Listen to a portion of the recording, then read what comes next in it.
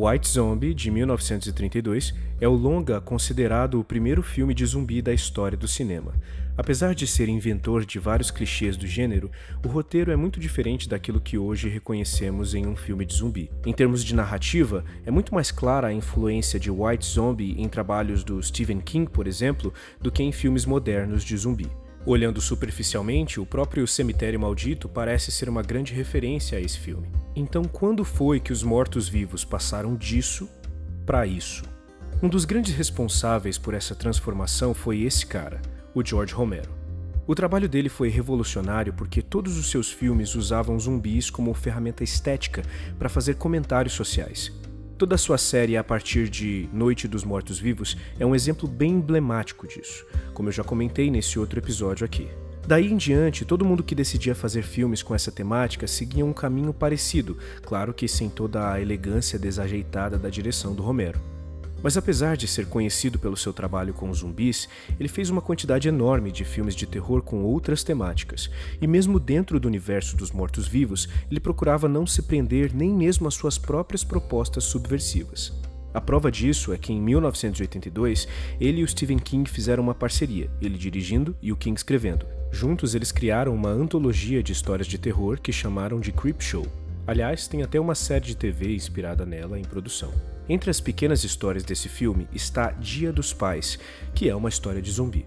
Mas ela tem uma visão muito mais intimista e contida do monstro. Diferentemente das epidemias em escala internacional que o diretor imaginava para fazer as suas críticas à sociedade, em Dia dos Pais, o zumbi é parte de um drama familiar. Romero experimenta algo diferente aqui. Ele não tem medo de entrar na típica narrativa romanceada do Stephen King para ver onde vai dar.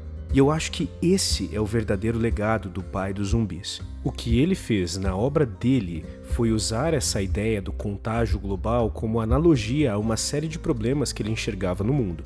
Mas fazendo isso, ele libertou os zumbis dos moldes sufocantes do terror enquanto gênero cinematográfico. E isso expandiu imprevisivelmente os limites do que se pode fazer dentro desse tema. Se pararmos para pensar nos melhores filmes de zumbi dos últimos 20 anos, veremos que muitos exemplos icônicos são de gêneros completamente diferentes. Todo Mundo Quase Morto é uma comédia. O Invasão Zumbi ou Guerra Mundial Z são filmes que flertam com a ação e o suspense. Paranorman é um filme infantil.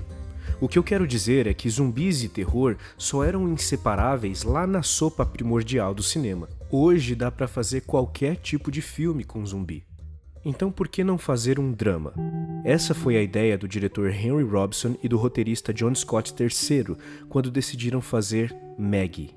O enredo desse filme é o seguinte: em um mundo no qual a epidemia zumbi já atingiu seu ápice destrutivo e agora está prestes a ser contida, a adolescente Margaret Vogel é mordida por um dos infectados. Só que as regras desse universo são um pouco diferentes. Uma vez mordida, uma pessoa pode demorar semanas para se transformar completamente em um zumbi. É um processo gradual, doloroso e muito, muito triste. O filme não é tão bom, eu admito. Ele é tecnicamente bem amador em alguns momentos. Alguns movimentos de câmera que parecem ter sido feitos na pressa incomodam muito, e a correção de cores também parece tentar emular vários outros filmes e não encontrar uma linguagem própria. A atuação também é pouco convincente em vários momentos que deveriam ser super dramáticos. Mas apesar de ter várias ressalvas quanto à execução, eu devo dizer que a premissa ousada por si só já me faz gostar bastante desse filme. Porque na maioria dos outros conteúdos com o tema de zumbi, seguindo a tradição romerista, tudo é em escala global, com grandes multidões de monstros agindo como uma onda de terror. Mas no caso de Maggie, não. Os zumbis não são meros instrumentos narrativos ou estéticos. Eles são personagens, têm sentimentos, pensamentos, dúvidas. Não são tratados como uma ameaça ou como um inimigo a ser combatido. São pessoas com um gravíssimo e irremediável problema de saúde. Por isso, ver a protagonista caminhando para o seu fim é muito angustiante. Apesar de as atuações, como eu já disse, não serem das mais brilhantes, não é muito difícil criar um sentimento de empatia com essa menina enquanto a vemos ficar cada vez mais doente. E apesar de essa transformação ser muito gráfica, o fator gore do filme é muito mais comedido em relação à maioria dos filmes de zumbi. Ainda assim, ele me perturba muito mais. Em quase todas as outras obras, nas do Romero inclusive, existe um aspecto um tanto quanto fascinante na estética inventiva da violência. Mas em Maggie é justamente o contrário. Por causa de toda a carga dramática da história da menina e principalmente pelo fato de ela ainda estar viva, cada pequena ferida é muito mais impactante do que um zumbi sem cabeça, sei lá. E conforme ela começa a apodrecer, a cheirar mal, a ficar mais violenta, enfim, a se tornar um problema para a comunidade local, começam a querer levá-la para um lugar onde o governo aglomera as pessoas infectadas e dá a elas um tratamento desumano a fim de que morram de uma vez. Nos programas de rádio sensacionalistas dizem que deveriam matá-la a sangue frio. A polícia quer levá-la à força como faz com outras pessoas infectadas. Mas o pai da Maggie decide cuidar dela. Em outros produtos de mídia sobre zumbis, é comum que tudo seja sempre preto no branco. Pouco tempo depois de mordida, a pessoa já se transforma e... fazer o quê? Tem que matar. Mas se a transformação dura 5, 6, 8 semanas, como é o caso da Maggie, como é que se sabe quando é moralmente aceitável abandoná-la? Se a pessoa está se transformando pouco a pouco, qual é o momento exato em que ela cruza a linha e deixa de ser um ser humano? O pai da Maggie é um cara que definitivamente não se importa com as respostas para essas perguntas. Ele só quer que a filha tenha algum tempo de vida, que tenha um fim tranquilo, e arrisca tudo por isso. Mesmo quando ela tem crises e tenta atacá-lo, coisa que faria qualquer outra pessoa correr de medo e abandoná-la, ele insiste até ela voltar a si para lutar mais um pouco. É claro que os dois sabiam que isso era só adiar o inevitável e que a qualquer momento o pior poderia acontecer. Mas mesmo assim, eles decidiram se segurar em um último fio de esperança. Por isso permaneceram os dois, humanos até o fim. Essa história pode ser importante para nos fazer olhar para o modo como nós tratamos os nossos doentes. Em 2020, a epidemia de um coronavírus, o Covid-19, começou a assustar muita gente.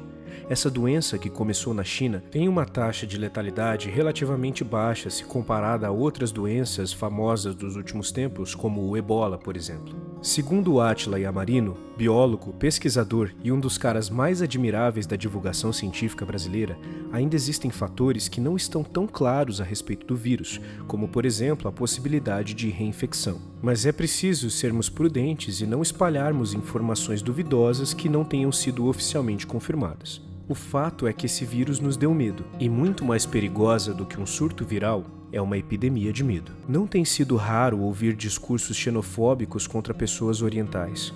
O medo e o ódio quase sempre andam juntos, e o medo exacerbado de pegar essa doença faz muita gente ser racista e violenta.